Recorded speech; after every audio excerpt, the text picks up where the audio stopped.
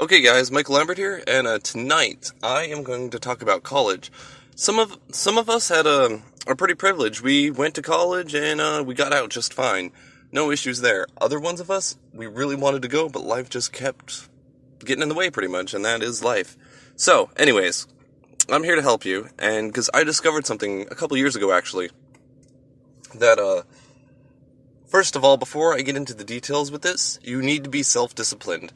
Um, and you need to know how to teach yourself. Um, and that's pretty much the simplest way to put it. So, anyways, let's move on. A couple years ago, I discovered that you could actually go get your college degree without ever going to college. And how is that so? Okay, so basically, the best way I could put it, you can basically get a GED for college, like you did, like some did. I didn't do it, just for the record, but you can basically get a GED for college, like in high school, except it's not an overall GED, it's per class. So, anyways, you can go into not every college, but I will leave links below of some places you can go. You can do some online, you can go do some in person, but basically, all you have to do is go get your exam. Go take the exam, and then maybe sometimes the midterm as well. On average, the cost I found per class is $250. So, if you can, if you can study like English 101 and you have $250 laying around, you can go take the exam and pass, and then boom, you get that credit. And then English 102 or so on and so forth through all your classes. And if you're good enough at it and you're self-disciplined enough to do it, um, you could like go study calculus and do it that way as well. But when you get to those harder classes, it does get more difficult. So keep that in mind. But for almost anybody, your basic classes should be easy enough. On one hand, I did some reading on this. Some future employers look down upon it.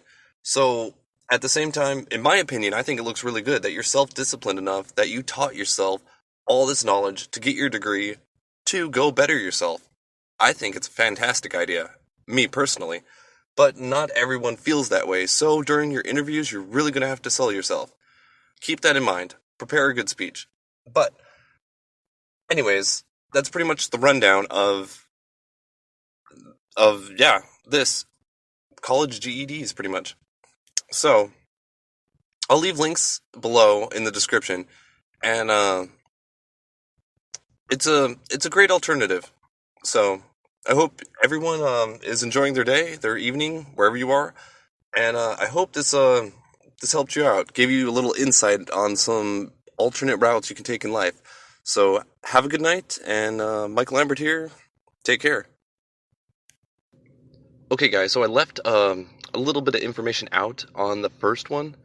So this is part two, a little follow-up on some things I left out. If you're pursuing a business degree, an accounting degree, stuff of that nature where you just need to study, get your book smarts, and get your degree to go get your job, yes, it's easy enough.